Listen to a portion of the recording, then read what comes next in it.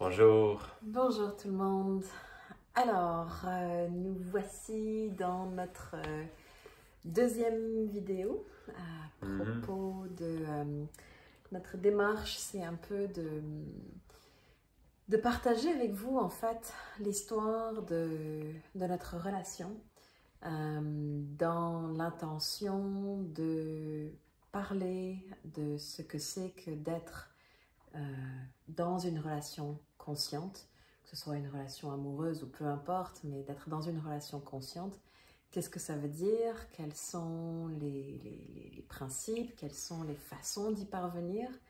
Et on veut vraiment s'étayer sur quelque chose de vrai. Donc, on part de nous, de notre histoire, qu'on tente de vous partager de la façon la plus authentique, la plus vraie, La plus transparente, vulnérable. Puis le thème un peu d'aujourd'hui, ça va être de discuter, de partager avec vous de façon vraie, vulnérable, aussi authentique que possible, notre cheminement avant de commencer notre relation. Parce qu'on a commencé la première vidéo avec dès notre première rencontre. Et là, on va reculer dans le temps un peu pour notre histoire, pour ce qu'on a vécu et certaines leçons qu'on a apprises à travers de différentes relations, surtout amoureuses, relations de couple qu'on va discuter aujourd'hui. Un peu pour donner le background de justement de quel genre de relations amoureuses on a vécu, quelles étaient un peu les dynamiques, et pour ensuite donc comprendre comment on a fait dans notre cheminement pour en arriver à manifester une relation comme la nôtre présentement. Voilà. Donc, je ne sais pas si tu veux commencer. Ouais, sure. Okay. On y saute dedans. Donc, moi, au niveau des relations, ça a commencé plus tard que beaucoup de gens. J'avais beaucoup de désir d'être en relation amoureuse, couple, mais j'étais beaucoup timide, gêné dans mes liens, dans mes connexions avec d'autres personnes, amitié et envers les femmes aussi. Ouais, à l'époque, les jeunes filles. Donc, pour moi, j'ai mis beaucoup de toute cette énergie, cette force vitale dans la musique, dans la création, dans la créativité. Puis, je suis incroyablement reconnaissant pour ça maintenant, avoir dédié tellement d'énergie à ça. Mais en même temps, je ressentais beaucoup de manque, de désir, d'explorer c'est quoi être en relation amoureuse avec quelqu'un, c'est quoi, c'est comment être avec une femme. Et donc, ouais, j'ai pas embrassé une fille jusqu'à ma première blonde à 16 ans. Puis ça n'a pas duré. Ça n'a pas déployé de façon très fructueuse, mais c'était... il y avait des fruits pareils, et c'est juste ça, je les ai découverts un peu plus tard. Puis ensuite, j'ai déménagé aux États, vraiment dans cet élan de travailler sur ma musique, sur ma carrière, apprendre la musique, mais en même temps, je me sentais, il y a des femmes partout, je sais pas comment les parler. Fait que, ouais, donc, j'étudiais beaucoup de livres, de psychologie, de comment interagir, comment, même au point des pick-up lines et tout. Ah oui, ouais, j'ai jamais dit ça. Mais, ouais, je lisais de tout, là, tu sais. Puis il y avait des choses vraiment intéressantes. Ça m'a amené dans des mondes que j'apprécie beaucoup. Il y avait beaucoup de NLP, Neuro Linguistic Programming, de PNL, ouais, la programmation neurolinguistique, d'associer les mots avec les sensations. Et ouais, donc j'utilisais beaucoup de ça à l'époque pour vraiment apprendre comment connecter de façon profonde et dans le cœur, mais que je me trouvais que j'avais du mal à le faire naturellement. Donc j'étudiais beaucoup de ça, puis en tout cas.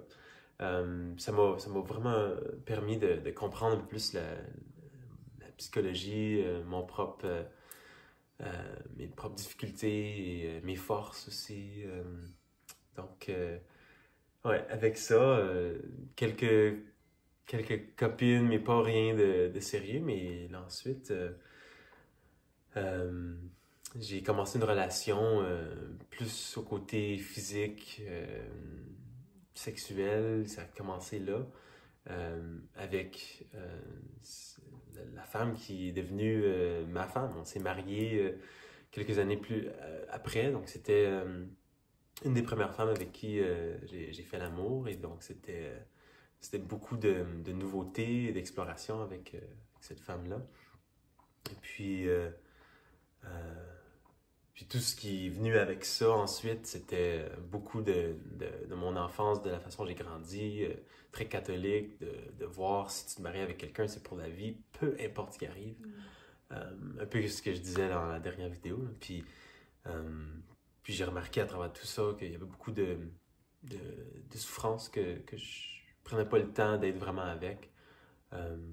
Et qu'il y avait beaucoup de fuites énergétiques, puis on peut en parler davantage aussi. Là. Donc il y avait beaucoup de fuites de ma part et de sa part, des curiosités de ben c'est quoi être avec quelqu'un d'autre aussi. Puis donc énergétiquement, j'assume ça totalement, même si dans le physique, il n'y a rien qui se passait de mon côté.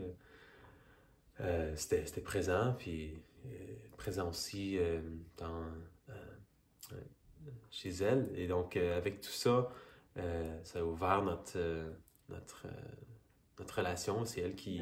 Vous avez ouvert votre relation. Ouais. C'est elle qui voulait vraiment se sentir libre à explorer cette intimité, cette relation avec d'autres hommes. Et d'autres personnes aussi. Donc avec ça, ouais, ça a été entremêlé avec des trahisons de nos ententes, de clarté, de transparence, de partager chaque étape.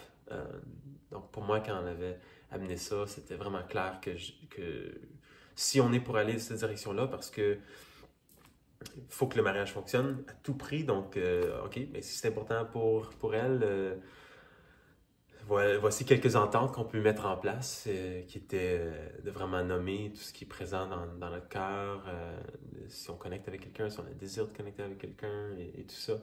Donc déjà, j'avais cette conscience de vouloir rester clair et transparent dans l'intégrité énergétique, tout simplement être un team, être une équipe. Comme que vous alliez ouvrir la relation, être avec d'autres personnes, mais que vous vous en parlez. Ouais. Pour moi, c'était ultra important. Et à partir de là, elle a commencé des relations sans me le dire, sans que je le sache. Des fois, elle passait des journées avec des amis, et finalement, elle m'a juste dit 1 ou 2 années après, où là, elle m'a dit « Ah oui, finalement, j'étais avec telle personne. » Et donc, ça m'avait beaucoup blessé. Puis, donc, à partir de là, je me suis dit « Ah ben, il faut qu'on reste ensemble, on est mariés. » Donc, je vais me sentir davantage plus libre à explorer une relation avec des autres. Mais comme j'avais commencé à le nommer la dernière vidéo, il y avait beaucoup de parties en moi qui étaient blessées de ça. Et que je processais ça moins dans vraiment être avec les émotions et avec tout ce que je vivais en moi, mais ce que je faisais, je faisais un peu de ça, mais en même temps, je cherchais à me faire combler, de remplir ce vide-là avec d'autres relations, avec d'autres femmes. Et donc, il y avait une sensation d'expansion en même temps qu'une tristesse, une peine, une douleur qui était très présente. Et donc après ça, j'ai rencontré la femme avec qui j'étais avant de rencontrer Gaïa, qui... Oui! Ah, ça sent! Let it go! Relâche ça! Yes. Et pour elle, c'était complètement l'inverse. Puis ça m'a tellement fait du bien parce qu'elle était vraiment là, traditionnelle, le plus Donc ça, qu'imaginable. c'était une fois que tu avais mis fin à ta relation Ouais. avec ta femme. Mais donc, j'avais rencontré cette femme-là Mhm. avant d'avoir mis fin Mhm. à la relation. Et ça m'a fait du bien de ressentir quelqu'un qui portait vraiment un cadre de relation, que c'est exclusif, que c'est vraiment là, le couple. Il n'y a personne d'autre qui entre là-dedans, de côté énergétique, physique, quoi que ce soit. Là. Il n'y a vraiment aucun espace pour ça. Puis c'était vraiment d'un extrême à l'autre. Puis j'ai ressenti ça chez elle. Puis ça m'a fait du bien de ressentir quelqu'un qui pose des limites comme ça. C'est ce qui me manquait. Et donc, puis aussi avec ça m'a permis de voir quel genre de relation je souhaiterais avoir. C'est une avec plus de limites. Et donc, après ça, j'ai décidé de terminer la relation avec ma femme, de terminer notre mariage, de mettre fin à notre relation qui était très difficile, qui m'a fait beaucoup de peine. Et encore une fois... Malgré tout ce que vous aviez traversé, malgré...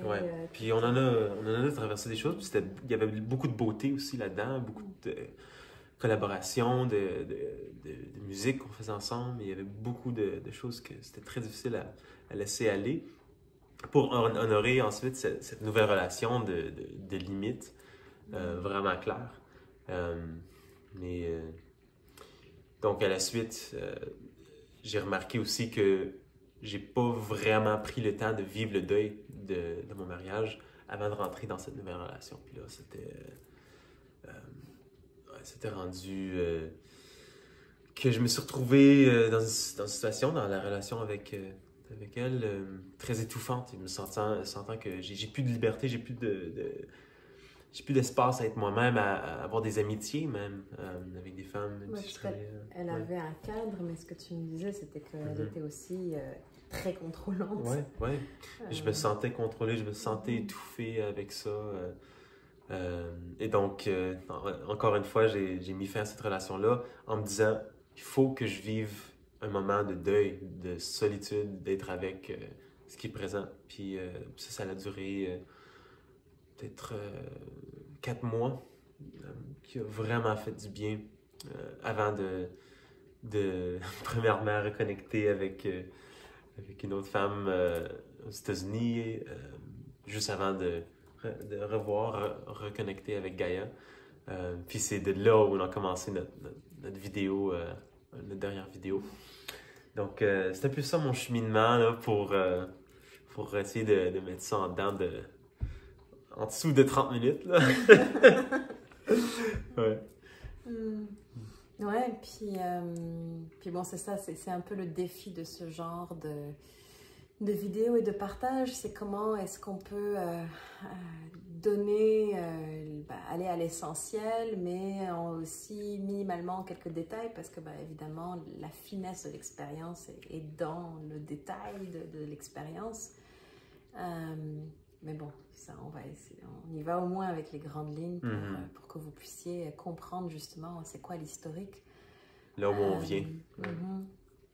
Alors, pour moi, de mon côté, moi, j'ai commencé à être en relation très très jeune. J'ai commencé à être en couple à l'âge de 13 ans. Je suis restée 4 ans avec mon premier amoureux. Et en fait, à partir de ce moment-là, jusqu'à ce que je rencontre Alexis, qui est mon ancien conjoint avec qui j'ai eu mes 3 enfants, j'ai jamais été seule, en fait. Et puis même, c'est ça, il y avait vraiment chez moi une angoisse profonde d'être seule. Et puis couplée avec une angoisse profonde d'être abandonnée, d'être rejetée, évidemment en lien avec des histoires de mon enfance, ma relation avec mon père, enfin bon, de façon assez classique. Mais c'est ça qui faisait que voilà, j'étais tout le temps en relation avec un homme, mais pas juste un homme. la plupart du temps, mon angoisse d'être seule et d'être abandonnée pouvait être tellement grande que la plupart du temps, j'étais en relation avec mon chum, mon amoureux, et un autre homme qui était, c'est un peu rude de dire ça comme ça, mais qui était un peu comme ma roue de secours, qui faisait que quand mon amoureux devait s'absenter pour peu importe la raison, il y avait toujours cette autre personne qui était là, vers qui je pouvais me tourner, et puis qui faisait que, voilà, il comblait un vide, il comblait une absence, il m'empêchait finalement, toutes ces relations m'empêchaient d'aller vraiment rencontrer la peur du vide, la peur du manque, la solitude, et puis toute la peine qui était liée à tout ça.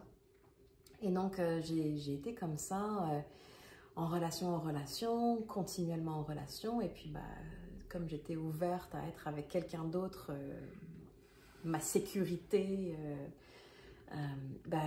même si j'étais en relation, j'avais toujours cette ouverture, et j'avais toujours ce jeu d'aller séduire quelqu'un d'autre pour m'assurer qu'il y avait tout le temps quelqu'un là. Donc, évidemment, beaucoup de fuites, beaucoup de manque d'intégrité, d'honnêteté, de fidélité, de tout ça. Et puis pendant mes jeunes années, jusqu'à ce que finalement je rencontre Alexis encore, on a commencé à être ensemble quand j'avais 21 ans. Puis même pendant notre relation, il y a eu des moments où j'ai manqué de cette loyauté, de cette honnêteté, où j'ai ouvert pour être en relation avec d'autres hommes. Puis même si j'en parlais d'une certaine façon avec Alex, voilà, il y avait quand même beaucoup de choses que je cachais, et puis toujours dans cette même perspective, quoi, d'être avec quelqu'un d'autre et de ne jamais me retrouver seule.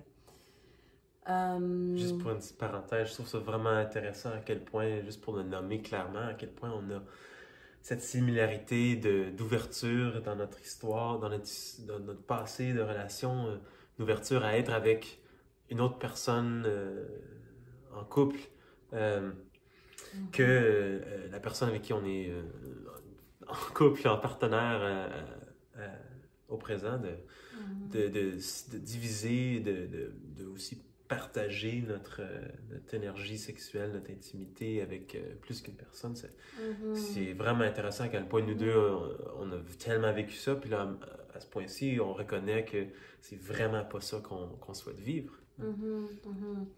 Oui, c'est ça, parce que bon, vous imaginez bien toutes les histoires et tous les drames que ce type de relation entraîne, de tout bord, tout côté. Donc voilà, il y a un moment donné de vraiment réaliser comme non, c'est hyper toxique, ça fait du bien à personne, c'est vraiment le temps d'aller voir ce qui se passe intérieurement. Alors, donc voilà, donc ça a été le processus, et puis il y a un moment donné où là-dedans, parce qu'on a été ensemble avec Alexis pendant 15 ans, et puis là-dedans, la maternité est arrivée.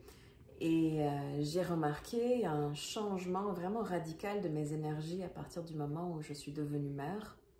Mon focus était beaucoup moins centré vers les hommes, parce que déjà, voilà, avec un enfant, j'étais tout le temps en présence de cet enfant. Donc ça venait un peu masquer ou déplacer la problématique de fond. Et puis aussi, j'ai fait, je sais pas moi, 10 ans, 15 ans de thérapie, de psychanalyse, de cheminement, d'ateliers, de machin, de trucs, de toutes sortes de choses pour aller justement rencontrer tout ce qui était là, en prendre soin, le guérir. Et puis donc, forcément, ça a évolué aussi dans la relation. Et puis c'est ça. Et puis, certaines le savent, mais je le nomme pour les gens qui ne nous connaissent pas. Alexis et moi, donc, ça faisait peut-être comme 9 ou 10 ans qu'on était en couple. Et puis, à un moment donné, on a vécu un grand changement de vie. Et puis, on a décidé de mettre fin à notre relation de couple mais de continuer à vivre ensemble sous le même toit parce que on avait déjà 2 enfants qui étaient là et qu'on faisait le choix de faire l'école à la maison. Donc, en tout cas, de ne pas scolariser les enfants, et donc c'était plus facile pour nous et plus manageable au niveau des horaires et tout ça, de continuer à vivre ensemble. Donc, on a continué à vivre ensemble comme ça pendant 2 ans sans être en couple. Et pendant ce temps-là, moi, j'ai été dans un célibat où vraiment j'ai choisi de ne pas être en relation avec d'autres personnes. J'ai fait un processus, notamment là pendant 13 lunes, pendant 13 mois de célibat intentionnel, de pas du tout connecter avec d'autres personnes. Même moi, physiquement, énergétiquement, je faisais en sorte de ne pas aller me masturber ou des choses comme ça, mais vraiment de rediriger mon énergie sexuelle d'une autre façon. Puis je travaillais également avec un œuf de yoni en obsidienne, enfin bon, pour ceux qui connaissent. Mais ça a vraiment nettoyé mes énergies. J'ai revisité énormément de choses, mes relations aux hommes, ma relation à moi-même, mes relations à mon corps, enfin bref, plein de choses. Et puis, à la suite de ça, justement, on a vécu une situation où, encore une fois, j'ai été en relation avec un autre homme qui était dans un acte de manque d'intégrité, qui a, encore une fois, créé vraiment toute une situation dramatique au sein de notre relation avec Alex, mais aussi au sein de plusieurs relations. Donc la vie m'a vraiment mis dans la face comme là c'est vraiment le temps de sortir de ce genre de pattern, d'arrêter de répéter ce genre de façon d'être en relation avec les hommes. Et donc là on s'est, enfin, c'est difficile de tout résumer comme ça en très peu de temps. Donc là, ensuite, vous êtes... On s'est remis ensemble avec Alexis, le temps d'accueillir l'âme de Eden, notre 3e enfant. Mais finalement, ça n'a pas vraiment collé parce que ce qui se passait entre Alex et moi, c'est qu'il n'y avait pas vraiment de lien au niveau justement de notre intimité d'homme-femme, de notre intimité sexuelle. Donc, très rapidement, finalement, on s'est rendu compte que non... le couple n'existait pas vraiment, donc on a encore de nouveau choisi de se séparer et puis de vivre encore sous le même toit, mais sans être en couple pendant un autre 2 ans carrément, quasiment. Pendant la grossesse d'Eden et ensuite en accueillant, sans être en couple. On était en couple quand j'étais enceinte d'Eden et puis au moment où j'ai accouché, et puis c'est quand elle avait... 1 an, même pas, elle avait même pas 1 an, je pense, quand on a décidé de mettre fin à notre couple de nouveau. Donc j'ai eu comme ça quand même quelques années dans mon cheminement où j'avais été beaucoup avec les hommes. J'ai eu quelques années où j'étais plus en relation intime avec d'autres hommes. Et ça m'a vraiment permis de revisiter beaucoup de choses, de nettoyer, de clarifier beaucoup de ma posture intérieure par rapport à ça. Et puis à un moment donné où on n'était plus en couple avec Alex, et puis j'ai senti, ok, là je sens que je suis prête à me réouvrir à un homme et puis à vraiment être en relation de façon, comme je l'appelle, une relation sacrée avec beaucoup de respect, de transparence, d'intégrité, enfin tout ce que j'étais prête à vraiment vivre avec un homme. Et puis là, je me suis retrouvée à être en relation avec un homme qui vivait à distance, qui vivait en France. Et puis cette relation a vraiment comme permis de me faire vivre mes dernières zones de choisir, de vraiment quitter des dynamiques toxiques qui ne servaient vraiment plus. C'est comme si cette relation et d'être en relation avec cet homme avait fait ressortir énormément de zones d'ombre, de parts blessées. Et ça a été vraiment intéressant parce que j'ai vraiment dû faire le choix, malgré que je me sentais très très attachée à cet homme, de dire non, de renoncer. Puis on le sait, on a quasiment tous déjà vécu cette situation où malgré qu'on soit dans des relations toxiques, c'est un peu comme toi et la femme avec qui tu étais avant d'être avec moi, on a beau être dans des relations toxiques où on sait que c'est pas bon pour nous, mais quelque chose fait que justement il y a une forme d'habitude, d'addiction à certains patterns énergétiques, relationnels, émotionnels, mentaux qui font que il faut le voir que ça marche. C'est tellement un désir ardent que ça fonctionne, on navigue les choses difficiles. Puis ça amène à un autre point de vidéo qu'on souhaite partager éventuellement, là, de vraiment distinguer, c'est quand est-ce qu'on laisse aller, quand est-ce qu'on vraiment on garde la ligne, on follow through, on persévère. Reste, ouais. Et quand on remarque ok, c'est rendu au point où c'est le temps de laisser aller. Ouais, donc voilà, et puis finalement, donc j'ai décidé de couper et vraiment de choisir d'arrêter d'être en relation avec certaines formes de masculin toxique que j'avais clairement choisi de ne plus réinviter dans ma vie, mais malgré tout, cette relation est arrivée avec une personne de cette façon qui miroitait tout ça pour moi. Et puis voilà, et à partir du moment où j'ai arrêté ça, pour me choisir, pour vraiment choisir quelque chose de bon, il y a eu une période de grâce comme ça où je suis revenue à la définition de c'est quoi l'amour, c'est quoi l'important. Et je me souviens toujours d'un moment où j'ai connecté avec quelque chose de plus grand quand j'étais dans la forêt, puis je sentais que cet amour, j'avais pas à le chercher dans quelqu'un d'autre. Il est ici tout d'abord, il est disponible à tout moment. Et il y a eu quelque chose en moi qui a vraiment, vraiment lâché la recherche, lâché la quête de l'autre, de cet homme, de ce couple auquel je rêvais. Et il y avait vraiment une acceptation profonde en fait, je n'ai pas besoin de trouver ça chez quelqu'un d'autre, c'est tout ici. Et ouais, tout le fairy tale, du prince charmant, le happily ever after. Et littéralement, 10 jours après ce moment clé, ce moment d'épiphanie là, Patrick est arrivé dans ma vie. Et c'est vraiment, on en entend souvent parler de ces moments où c'est seulement quand on arrête de chercher que ça arrive. Et puis en tout cas, ça a vraiment été ça pour moi. Ouais. Et, quand on laisse aller l'attachement de la forme que ça va prendre, que ça arrive beaucoup plus fluidement et de façon que ça peut nous surprendre à quel point c'est encore meilleur que ce qu'on aurait pu imaginer, qu'on aurait pu planifier ou avoir comme attente, avoir comme objectif.